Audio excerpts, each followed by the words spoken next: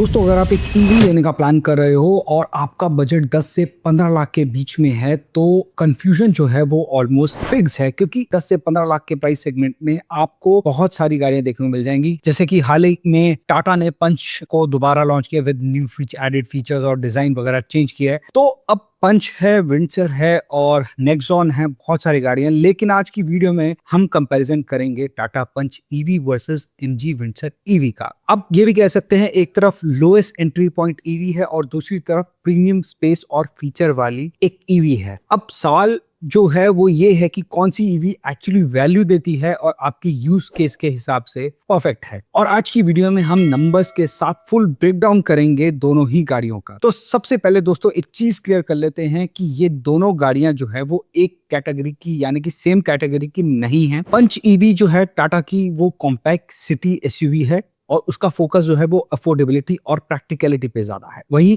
दूसरी तरफ MG Windsor EV जो है आप बोल सकते हैं बिगर क्रॉसओवर ईवी है, जिसका फोकस जो है वो कंफर्ट, स्पेस और प्रीमियम एक्सपीरियंस पर है। इसीलिए कंपैरिजन जो है वो सिर्फ स्पेक्स का नहीं है, ये कंपैरिजन है यूज केस का। अब अगर मैं बात करूं टाटा पंच ईवी जिसका स्टार्टिंग पॉइंट है 9.99 लाख एक शोरूम और एमजी विंडसर ईवी का जो बेस प्राइस है वो रफली 12 से 14 लाख रुपए के बीच में स्टार्ट होता है। मतलब कि डायरेक्ट डिफरेंस जो है वो 3 से 4 लाख रुपए का है। अब पंच ईवी जो है वो एक बजट फ्रेंडली है, विंडसर ईवी एक प्रीमियम सेगमेंट की गाड़ी है। अब आता है दोस्तों गेम चेंजर, जिसे आप बोलते हैं बैटरी एज अ सर्विस यानी कि बैस। इस मॉडल में आपको जो है कार वो बहुत सस्ती मिल जाती है और बैटरी का जो चार्ज है वो आपको पर किलोमीटर बेसिस पे पे करना होता है। अब अगर मैं टाटा पंच ईवी का जो बैस बैटरी एज अ सर्विस जो मॉडल है उसकी बात करूं तो कार का प्राइस जो है वो बहुत ज्यादा रिड्यूस हो जाता है। बैटरी का जो यूजेज है अप्रॉक्स जो चार्ज आपको देना पड़ता है वो है 2.6 रुपीज पर किलोमीटर का है। वही दूसरी और एमजी विंडसर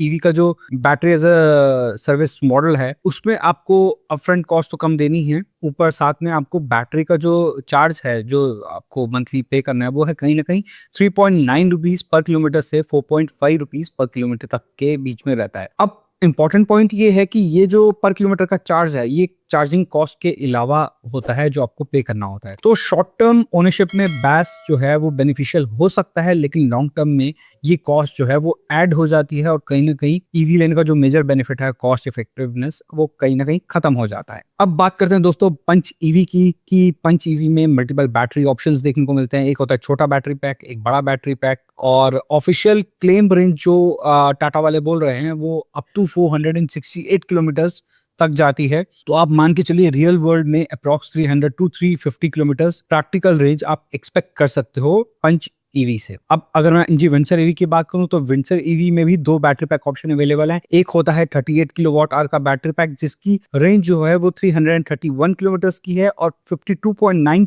किलोवाट आवर का बैटरी पैक है और दूसरा जिसके अंदर आपको रेंज जो है 449 किलोमीटर की रेंज देखने को मिलती है। तो नंबर्स देखने में ऑलमोस्ट सिमिलर लग रहे हैं, 468 और 449 आप देख सकते हैं कहीं ना कहीं, लेकिन डिफरेंस आता है एमजी विंडसर जो है वो बड़ा बैटरी पैक ऑप्शन है, मतलब बेटर हाईवे कॉन्फिडेंस मिल जाता है आपको, लेकिन पंच ईवी में एफिशिएंट सिटी ईवी आप इसे बोल सकते हैं। अब थोड़ा सा बात करते हैं दो चार्जिंग की। टाटा पंच ईवी में डीसी फास्ट चार्जिंग जो है वो 10 to 80% 56 मिनट में हो जाती है। वहीं एसी यानी एसी चार्जर जो घर पे होता है 7.2 किलोवाट के चार्जर से अगर हम चार्ज करते हैं तो 5 घंटे में ये फुल चार्ज हो जाती है क्योंकि बैटरी पैक छोटा है। और दूसरा विंडसर ईवी की बात करूं तो डीसी फास्ट चार्जिंग में लगभग 0 to 80% जो है वो 50 मिनट्स में होती है और एसी फास्ट चार्जिंग में जो है वो थोड़ा सा स्लो होती है क्योंकि बैटरी का साइज जो है वो बढ़ जाता है। अब रियल वर्ल्ड में दोनों ईवीज जो है वो फास्ट चार्जिंग सपोर्ट करती हैं, लेकिन जो डिफरेंस है जो आता है नंबर्स में वो कहीं ना कहीं बैटरी साइज को ले। अब अगर मैं पावर की बात करूं तो पंच ईवी में जो है अप टू 120 bhp की पावर और टॉप जो है वो 190 Nm का देखने को मिलता है। एमजी विंडसर ईवी में आपको 134 bhp की पावर और 200 Nm का टॉप। अब आप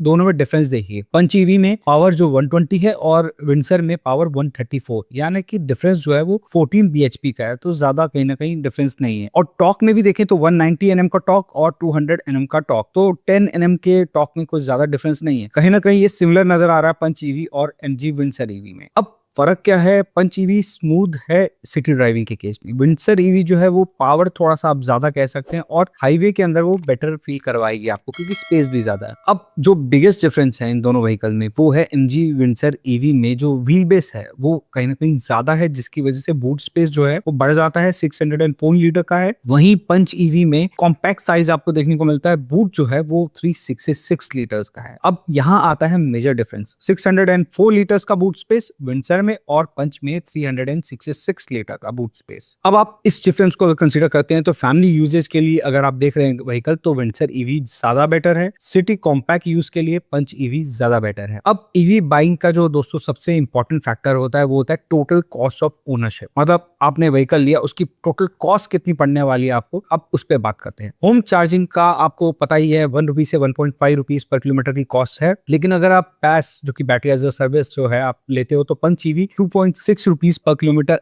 एक्स्ट्रा आपको देना पड़ता है। विंडसर के केस में 3.9 और 4.5 रुपीज इन दोनों के बीच में जो है पर किलोमीटर एक्स्ट्रा देना पड़ता है। तो टोटल रनिंग कॉस्ट जो है वो डबल हो सकती है अगर आप विंडसर ईवी के साथ जाते हो। तो पहले तो एक चीज और बता दो, बैटरी एज अ सर्विस तब यूजफुल है जब आप अपफ्रंट कॉस्ट जो है कम रखना चाहते हो और लॉन्ग टर्म में यूजर्स के लिए जो रखना चाहते हैं व्हीकल उनके लिए फुल ओनरशिप अगर आप पूरी गाड़ी लेते हो विदाउट दिस सर्विस तो आपके लिए ज्यादा बेटर होगा। अब सिंपल लैंग्वेज में कंक्लूड अगर हम करें तो बेस्ट बजट ईवी है Tata Punch EV, best premium EV है MG Windsor EV, lowest running cost है पंच ईवी की without battery as a service और बेस्ट स्पेस प्लस कंफर्ट अगर आपको चाहिए तो विंडसर ईवी। सिटी के लिए पंच ईवी लीजिए बिना डाउट, कोई उसके नहीं है क्योंकि छोटी है, पार्किंग वगैरह में भी इजी पार्क हो जाती है, और बेस्ट फॉर फैमिली और हाईवे ट्रिप्स के लिए विंडसर ईवी आप कंसीडर करें। अब दोस्तों अब आप बताओ कि अगर आपका बजट 12 लाख रुपए का है तो आप क्या पंच ईवी लोगे या फिर विंडसर ईवी लोगे, और आपकी मंथली रनिंग कितनी है कमेंट में लिखो, मैं आपको एक्जैक्ट कैलकुलेशन करके बताऊंगा कि विंडसर ईवी ज्यादा बेटर है या